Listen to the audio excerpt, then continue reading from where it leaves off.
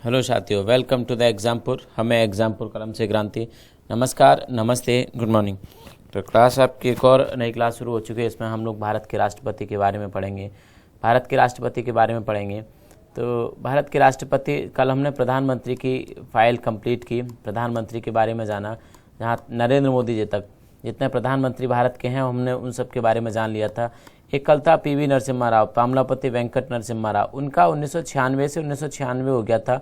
But मैंने आपको जो उसका वर्णन था, मतलब उसको डिस्क्राइब जो किया था, बिल्कुल सही किया था। मैंने कहा था आपसे कि 5 सालों तक रहे थे, 1991 से 1996 तक रहे थे। टाइपिंग मिस्टेक थी, लेकिन मैंने एक चीज़ आपको क्लियर की थी। मैं अगर 96 से 96 होता तो 5 साल क्यों बताता आपको, बट आपने उसको गलत समझा। कई लोग नेगेटिव कमेंट कर रहे थे उस चीज़ को लेके।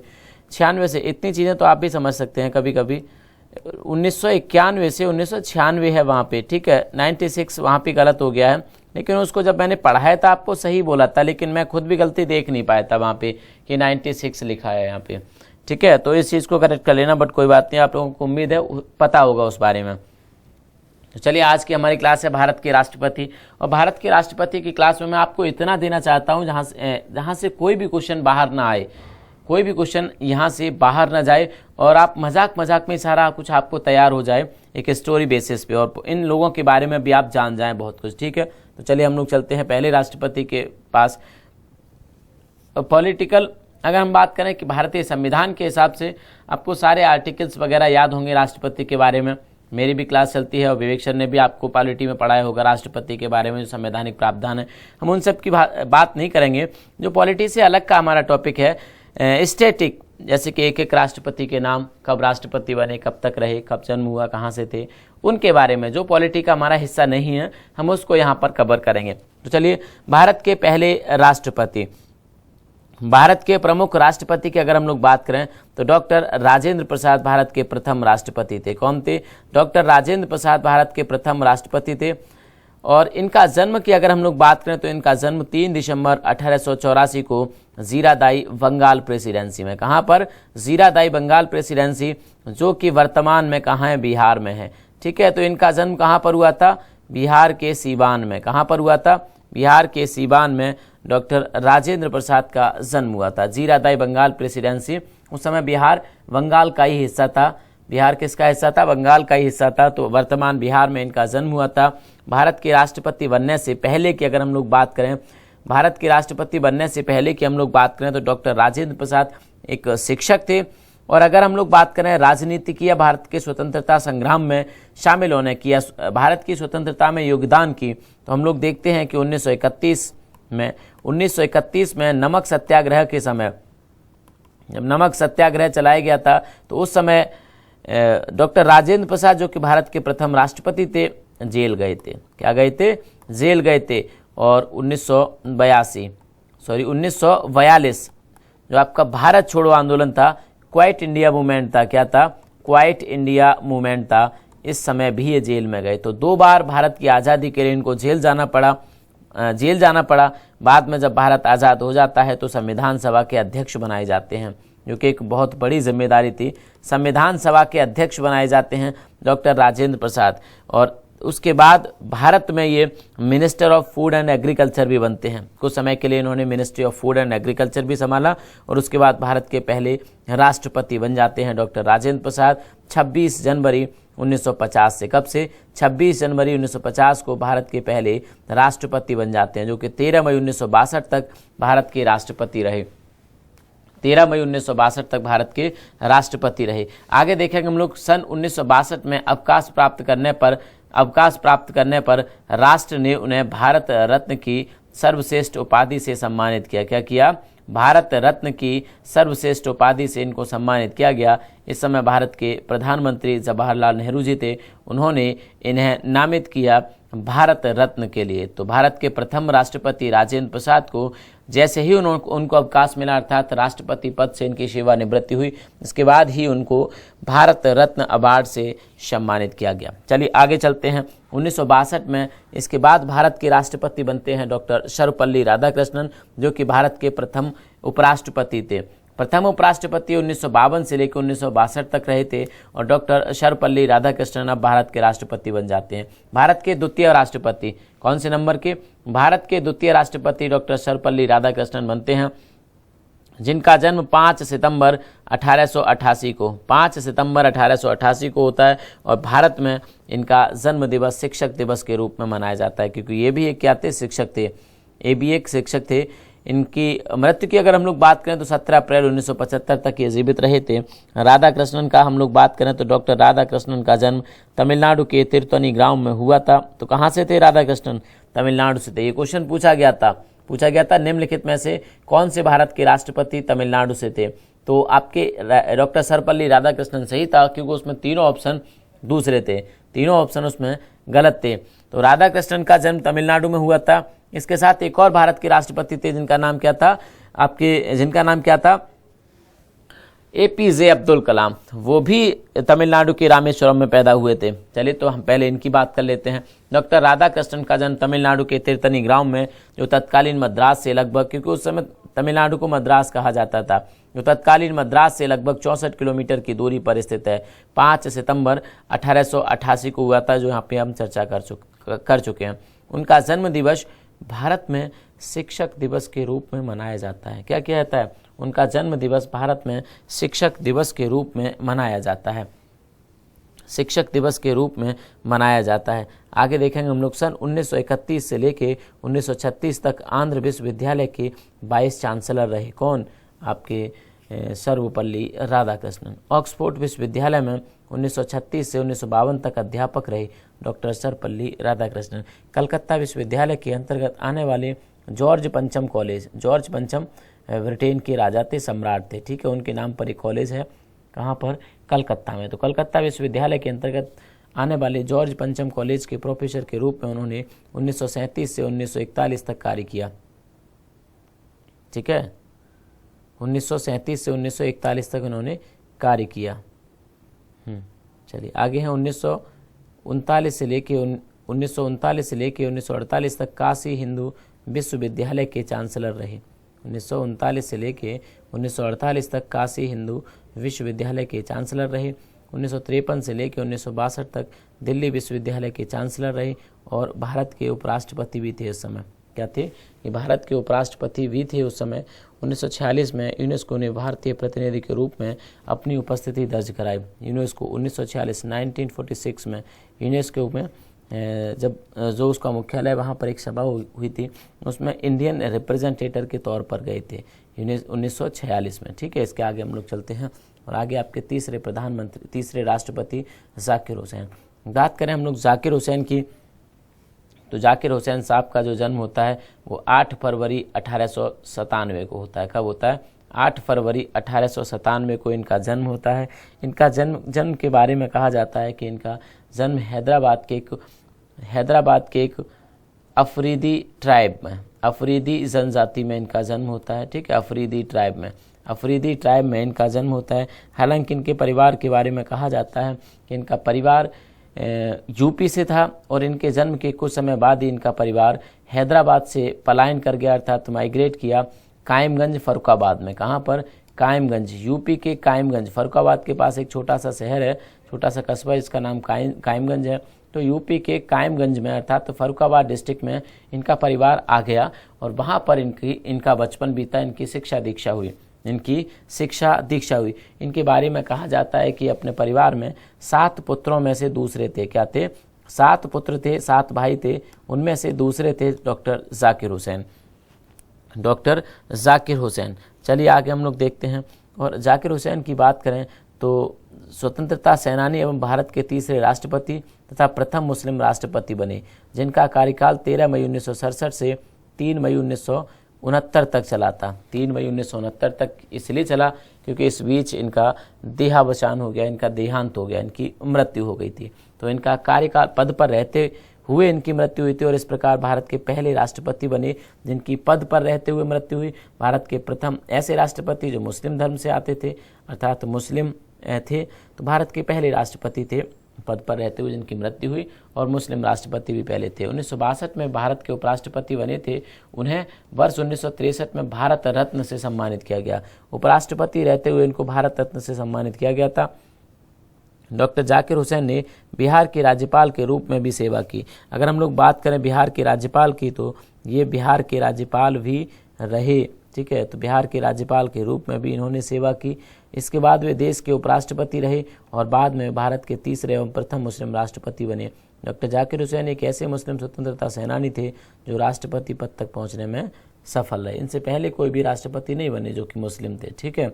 और आगे देखते हैं हम लोग इसके आगे आपके वेंकट बराहमिरी वेंकट गिरी अर्थात वीबी गिरी। वीबी गिरी की बात करें तो वीबी गिरी जब डॉक्टर जाकिर हुसैन जो कि पिछले थे, इनकी बात कर रहे हैं, जाकिर हुसैन की जब मृत्यु होती है अपने पद पर रहते हुए, तो वीबी गिरी को उस समय भारत का राष्ट्रपति बनाया जाता है। वीबी गिरी को भारत का राष्ट्रपति बनाया जाता है। लेकिन वीबी गिरी को जब भारत का कार्यवाहक राष्ट्रपति बनाया गया तो वीबी गिरी इसके बाद राष्ट्रपति के चुनाव शुरू हो जाते हैं। तो वीबी गिरी राष्ट्रपति का चुनाव लड़के भारत के राष्ट्रपति बनना चाहते थे। इन्होंने उपराष्ट्रपति के पद से इस्तीफा दिया और राष्ट्रपति के चुनाव में कूद पड़े। उपराष्ट्रपति का पद खाली हुआ और उपराष्ट्रपति का पद अब खाली हो चुका था। तो जब उपराष्ट्रपति का पद खाली हो चुका था, वीबी गिरी अब उपराष्ट्रपति रह नहीं गए थे, तो नैतिक दायित्व या नैतिक जिम्मेदारी ये बनती है कि अब वो कार्यवाहक राष्ट्रपति भी नहीं रह सकते, क्योंकि जब उपराष्ट्रपति नहीं रहे तो कार्यवाहक राष्ट्रपति कैसे बनेंगे। तो भारत में राष्ट्रपति का पद भी खाली हो गया, उपराष्ट्रपति का पद भी खाली हो गया। और इसी समय ऐसा पहला मौका था जब भारत के CJI अर्थात चीफ जस्टिस ऑफ इंडिया को भारत का कार्यवाहक राष्ट्रपति बनाया गया। चलिए वेंकट बराहमिरी वेंकट गिरी की बात करें अगर हम लोग, तो इनका जन्म 10 अगस्त 1884 ब्रह्मपुर गंजम जिला ब्रिटिश भारत, ये ब्रिटिश भारत उड़ीसा की बात करता है, ठीक है। गंजम एक डिस्ट्रिक्ट है उड़ीसा में। तो उड़ीसा में इनका जन्म हुआ था, किसका? उड़ीसा में इनका जन्म हुआ था बीबी गिरी का। उड़ीसा में इनका जन्म हुआ बीबी गिरी का और भारत के चौथे राष्ट्रपति बने। राष्ट्रीयता भारतीय थे और कोई राजनीतिक पार्टी नहीं थी, निर्दलीय थे। जीवन संगिनी का नाम सरस्वती बाई था। क्या था? जीवन संगिनी अर्थात इनकी पत्नी का नाम सरस्वती बाई था। हम लोग इनकी बात कर लेते हैं। भारत के राष्ट्रपति बनते हैं ये कब? भारत के राष्ट्रपति बने 24 अगस्त 1969 को। 24 अगस्त 1969 को पूर्णकालिक भारत के राष्ट्रपति बनते हैं, जो कि 24 अगस्त 1974 तक रहते हैं। मैं यहाँ पे लिख रहा हूँ 24 अगस्त 1969 को भारत के राष्ट्रपति बने, जो कि 24 अगस्त 1974 तक भारत के राष्ट्रपति रहे। इससे पहले कार्यवाहक राष्ट्रपति रह चुके थे कुछ समय के लिए, जो कि 3 मई 1969 से 20 जुलाई 1969 तक थे, ठीक है। 2 महीने के लिए थे लगभग, 3 मई 1969 से लेके 20 जुलाई 1969 तक। इसके बाद इन्होंने पद से इस्तीफा दिया और एम हिदायतुल्लाह को भारत का कार्यवाहक राष्ट्रपति बनाया गया। साथ के साथ अगर हम लोग बात करें तो इसके साथ ये यूपी के राज्यपाल रह चुके थे। यूपी के राज्यपाल भी रह चुके थे 1957 से लेकर 1960 तक। इसके साथ साथ ये केरल के राज्यपाल भी रह चुके थे। इससे पहले 1960 से 1965 तक। इसके साथ साथ ये मैसूर, जो कि वर्तमान में कर्नाटक के नाम से जाना जाता है, 1973 तक कर्नाटक को मैसूर कहा जाता था। 1973 में मैसूर कर्नाटक बन गया। तो 1973 ये मैसूर के राज्यपाल भी रहे, जो कि 65 से 67 तक रहे। 65 से 67 तक रहे। उसके बाद ये क्या बन जाते हैं? 65 से 67 तक। उसके बाद ये भारत के उपराष्ट्रपति बनते हैं और फिर भारत के कार्यवाहक राष्ट्रपति और फिर भारत के पूर्णकालिक राष्ट्रपति बन जाते हैं। कौन? आपके तीसरे उपराष्ट्रपति भी थे 13 मई 1967 को। 13 मई 1967 को भारत के उपराष्ट्रपति बनते हैं, जो कि 3 मई 1969 तक रहते हैं और बाद में क्या बन जाते हैं? भारत के राष्ट्रपति बन जाते हैं। इनके बारे में कहा जाता है कि ऐसे राष्ट्रपति थे जिनको अपने जीवन में राष्ट्रपति रहते हुए सुप्रीम कोर्ट में उपस्थित होना पड़ा था, सुप्रीम कोर्ट में जाना पड़ा था, जबकि राष्ट्रपति के लिए थोड़ी बड़ी बात मानी जाती है, क्योंकि राष्ट्रपति देश के प्रथम नागरिक होते हैं और संविधान में एक संवैधानिक पद होता है, काफ़ी गरिमामयी पद होता है। तो इनको अपने राष्ट्रपति रहते हुए अपने राष्ट्रपति कार्यकाल में भारत के उच्च न्यायालय में इनको पेश होना पड़ा था सुप्रीम कोर्ट के सामने, न्यायपालिका के सामने। क्योंकि आप सबको पता होगा कि राष्ट्रपति के चुनाव से संबंधित कोई विवाद होता है तो सुप्रीम कोर्ट ही उसको देखती है। अदरवाइज राष्ट्रपति किसी भी काम के लिए रिस्पॉन्सिबल नहीं होते न्यायपालिका या विधायिका के प्रति। किसी भी काम के खिलाफ इनको किसी भी कोर्ट में नहीं बुलाया जा सकता, क्योंकि अपने किए गए किसी भी काम के लिए भारत के राष्ट्रपति जिम्मेदार नहीं होते, क्योंकि इनके सारे काम भारत की सरकारें करती हैं। ठीक है, आगे देखते हैं हम लोग। इसके बाद भारत के राष्ट्रपति कार्यवाहक राष्ट्रपति बने थे एम हिदायतुल्लाह। यहाँ पर डालना जरूरी नहीं था लेकिन मैंने डाल दिया है। ठीक है, डाल दिया है क्योंकि ये कार्यवाहक थे। ये एक्टिंग प्रेसिडेंट बने थे, कार्यवाहक राष्ट्रपति बने थे भारत के CJI थे, लखनऊ में पैदा हुए। ठीक है, एम हिदायतुल्लाह 17 दिसंबर 1905 को पैदा हुए, 18 सितंबर 1992 में इनकी मृत्यु हुई। भारत के पहले मुस्लिम मुख्य न्यायाधीश थे। 2 अवसरों पर भारत के कार्यवाहक राष्ट्रपति के रूप में भी कार्यभार संभाला। इसके साथ ही वो एक पूरे कार्यकाल के लिए भारत के छठे उपराष्ट्रपति भी रहे। नया रायपुर में स्थित हिदायतुल्लाह राष्ट्रीय विधि विश्वविद्यालय का नाम उनके नाम पर रखा गया है। आगे हम लोग देखते हैं फखरुद्दीन अली अहमद। फखरुद्दीन अली अहमद की अगर हम लोग बात करें तो 1974 के बाद फखरुद्दीन अली अहमद भारत के राष्ट्रपति बनते हैं। कौन बनते हैं? फखरुद्दीन अली अहमद भारत के राष्ट्रपति बनते हैं। और जब इंदिरा गांधी जी ने देश में इमरजेंसी लगाई थी उसी समय भारत के राष्ट्रपति फखरुद्दीन अली अहमद ही थे। 1975 में जब इमरजेंसी लगी थी तो फखरुद्दीन अली अहमद उस समय भारत के राष्ट्रपति थे। तो इनकी अगर हम लोग बात करें तो ये 3 मई 1905 को पैदा हुए। 3 मई 1905 को पैदा हुए और भारत के 5वें राष्ट्रपति बन गए फखरुद्दीन अली अहमद। वे 24 अगस्त 1974 से लेकर 11 फरवरी 1977 तक राष्ट्रपति पद पर रहे और ये दूसरे ऐसे व्यक्ति थे जिनका पद पर रहते हुए मृत्यु हो गई। कैसे थे? दूसरे ऐसे राष्ट्रपति थे जिनकी पद पर रहते हुए मृत्यु हुई। इनसे पहले जाकिर हुसैन साहब अपना कार्यकाल पूरा नहीं कर पाए और फखरुद्दीन अली अहमद भी उन्हीं में से एक थे जो अपना कार्यकाल पूरा नहीं कर पाए। फखरुद्दीन अहमद के दादा खालिद्दीन अली अहमद असम से थे और अहमद का जन्म 13 मई 1905 को दिल्ली के हौज खास में हुआ। कहाँ पर हुआ? दिल्ली में एक काफ़ी फेमस जगह है हौज खास, यहीं पर इनका जन्म हुआ, यहीं पर ये पले बड़े। इनके बारे में कहा जाता है उनके पिता कर्नल जलनूर अली थे, माँ दिल्ली के लोहारी के नवाब की बेटी थी।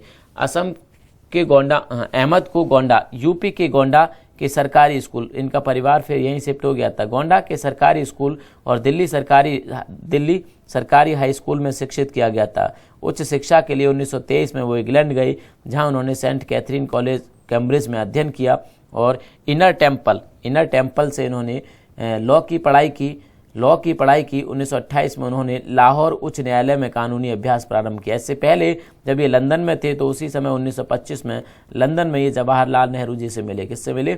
जवाहरलाल नेहरू जी से मिले और उन्होंने इनको कांग्रेस में आने का न्योता दिया, कांग्रेस को ज्वाइन करने का न्योता दिया और 1925 में फखरुद्दीन अली अहमद ने कांग्रेस को ज्वाइन किया। 1925 में लंदन में रहकर ही इन्होंने कांग्रेस को ज्वाइन किया। उस समय ये लंदन में पढ़ाई कर रहे थे तो लंदन से इन्होंने पढ़ाई की।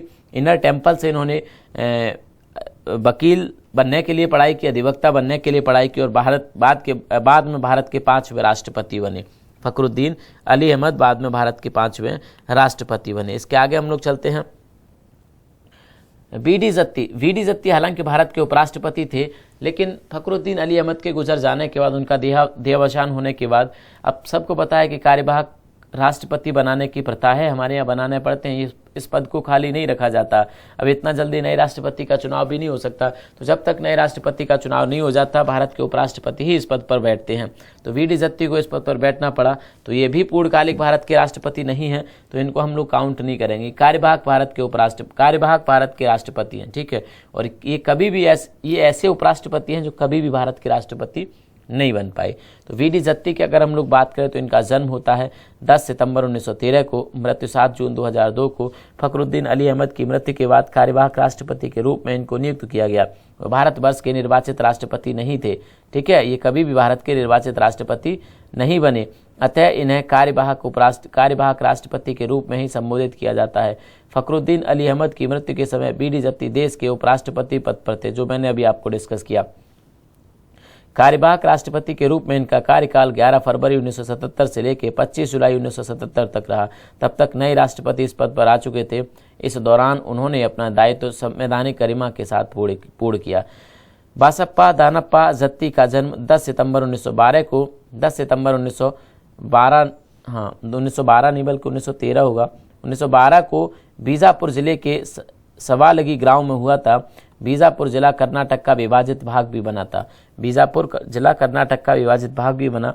कार्यवाहक राष्ट्रपति का समय यहाँ पर दिया है। उपराष्ट्रपति कब से कब तक रहे? 1 सितंबर 1974 को उपराष्ट्रपति के पद पर बैठते हैं और 25 जुलाई 1977 तक के भारत के उपराष्ट्रपति पद पर रहते हैं। ये इससे पहले उड़ीसा के राज्यपाल भी रहे थे 72 से लेकर 74 तक। इसके बाद उपराष्ट्रपति बन जाते हैं और बाद में कार्यवाहक राष्ट्रपति भी बनते हैं। राज्यपाल रहे उड़ीसा के, उपराज्यपाल रहे पांडिचेरी के और मुख्यमंत्री रहे मैसूर के। ठीक है, मैसूर अर्थात आज का कर्नाटक के ये मुख्यमंत्री भी रहे थे वीडी जत्ती। इनका जन्म 10 सितंबर 1913 को होता है। यहाँ पर चेंज कर लेंगे। ठीक है, यहाँ पर चेंज कर लेंगे। आगे चलते हैं हम लोग और इसके बाद बनते हैं भारत के राष्ट्रपति नीलम संजीवा रेड्डी। कौन बनते हैं? नीलम संजीवा रेड्डी, जो एक बार बीबी गिरी के खिलाफ चुनाव हार चुके थे और ये कांग्रेस के कैंडिडेट थे 1969 में भी, लेकिन चुनाव हार गए थे बीबी गिरी के खिलाफ। तो कार्यकाल इनका 25 जुलाई 1977 से 25 जुलाई 1982, पूरे 5 साल। 25 जुलाई 1977 से लेके 25 जुलाई 1982 तक ये भारत के राष्ट्रपति रहे। भारत के क्या रहे? भारत के राष्ट्रपति रहे नीलम संजीवा रेड्डी। नीलम संजीवा रेड्डी का जन्म 19 मई 1913 को और मृत्यु 1 जून 1996 को होता है और भारत के 6ठे राष्ट्रपति बनते हैं। नीलम संजीवा रेड्डी कौन से नंबर के? भारत के 6ठे राष्ट्रपति बनते हैं, क्योंकि इनसे पहले राजेंद्र प्रसाद, फिर उसके बाद जाकिर हुसैन, फिर बीबी गिरी, फिर उसके बाद फखरुद्दीन अली अहमद, बीबी गिरी, फिर उसके बाद फखरुद्दीन अली अहमद और उनसे पहले कौन? दूसरे नंबर के जो थे आप हमारे, इनसे पहले जो छूट गए थे, सर्वपल्ली राधाकृष्णन। तो पहले राजेंद्र प्रसाद, दूसरे सर्वपल्ली राधाकृष्णन, तीसरे आपके बीबी गिरी और चौथे आपके कौन? चौथे आपके फखरुद्दीन अली अहमद। सॉरी, यहाँ पे एक छूट रहे हैं, देखो मैं आपको एक एक करके बताता हूँ। पहले राजेंद्र प्रसाद, दूसरे आपके सर्वपल्ली राधाकृष्णन, तीसरे आपके जाकिर हुसैन, चौथे आपके बीबी गिरी, पांचवें आपके फखरुद्दीन अली अहमद और छठवें आपके कौन? छठवें आपके नीलम संजीवा रेड्डी। यहाँ पर 2 लोग, एम हिदायतुल्लाह और वीडी जत्ती, सिर्फ कार्यवाहक राष्ट्रपति थे।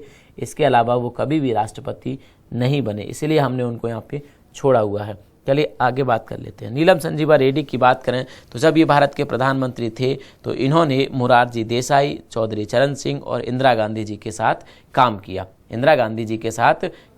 नीलम संजीवा रेड्डी ने इंदिरा गांधी जी, मोरारजी देसाई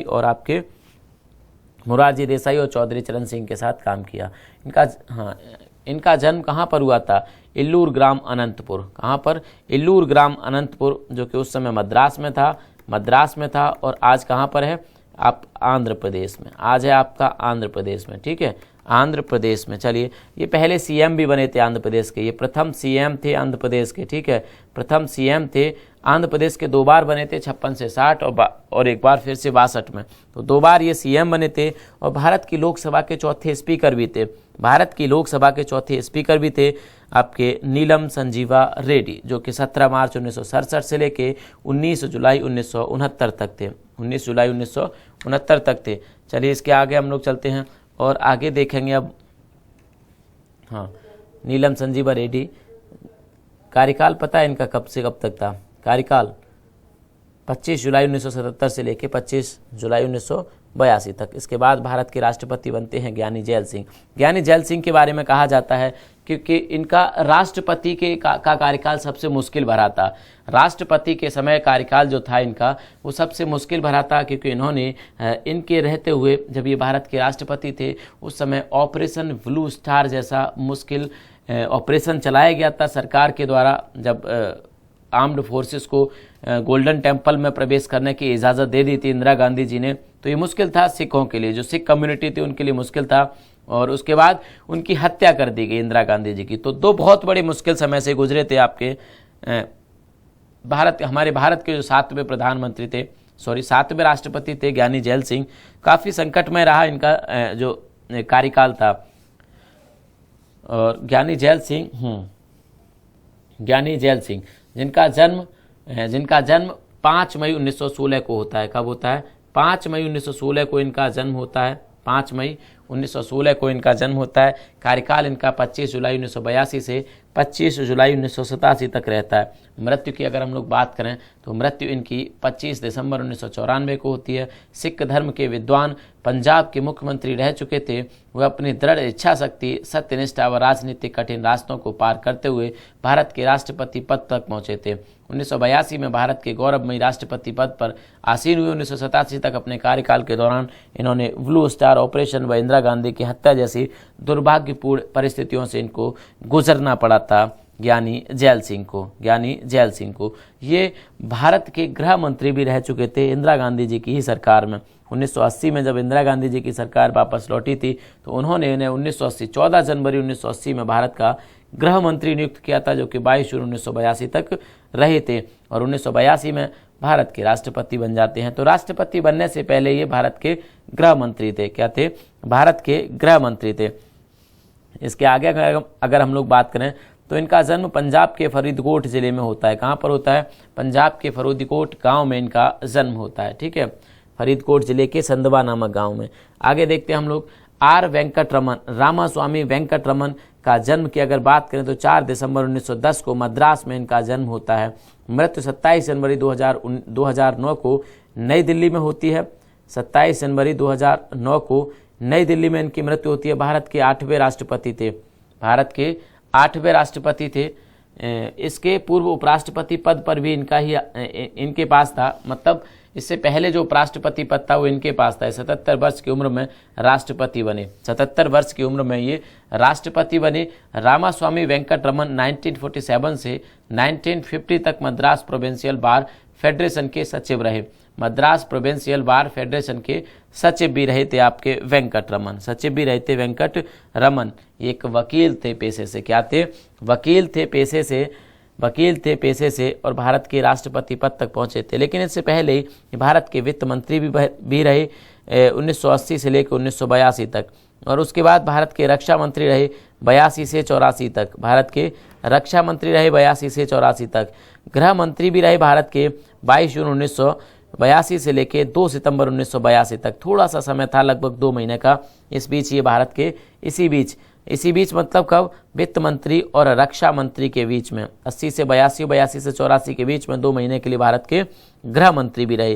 भारत के 7वें वाइस प्रेसिडेंट भी बने 84 से 87 तक भारत के वाइस प्रेसिडेंट भी रहे और 87 में भारत के क्या बने? भारत के राष्ट्रपति बने। और आगे अगर हम लोग बात करें भारत के राष्ट्रपति के बाद अगर हम लोग बात करें तो 25 जुलाई 1987 से 1992 तक भारत के 8वें राष्ट्रपति भी रहे। चलिए, तो रामास्वामी वेंकटरमन के बाद आज हम इस क्लास को यहीं पर समाप्त करते हैं। कल आगे की क्लास होगी। तो आज हमने किस किस को देखा, मैं एक बार आपको रिपीट करा देता हूँ। राजेंद्र प्रसाद भारत के पहले राष्ट्रपति। दूसरे सर्वपल्ली राधाकृष्णन। तीसरे जाकिर हुसैन। चौथे आपके वीवी गिरी। 5वें आपके कौन हो जाएंगे? फखरुद्दीन अली अहमद। 6वें आपके कौन हो जाएंगे? 6वें आपके नीलम संजीवा रेड्डी। 7वें आपके कौन हो जाएंगे? ज्ञानी जैल सिंह। और 8वें आपके कौन हो जाएंगे? रामास्वामी वेंकटरमन। एक चीज़ मुझे यहाँ पे कंफ्यूज कर रही है कि इनकी जो मृत्यु थी 2009, मुझे याद आ रहा है कि 1996 थी, 1996 थी इनकी मृत्यु की जो सन थी, बट कंफर्म करके कल बता दूंगा। ठीक है, ये शायद मिस टाइप हुआ है आई थिंक मेरे समझ से, क्योंकि मुझे याद है 1996 शायद रहेगा यहाँ पर 1996, बट कल कंफर्म करके बता दिया जाएगा आपको। तो क्लास आगे की कल कंटिन्यू करेंगे। बहुत सारी जानकारी मैंने देने की कोशिश की आपको राष्ट्रपति के लिए। चलिए, तो थैंक यू। जय हिंद, जय भारत। Thank you. और PDF भी आपको कल ही दी जाएगी, कंप्लीट PDF। ठीक है, तो थैंक यू। जय हिंद, जय भारत।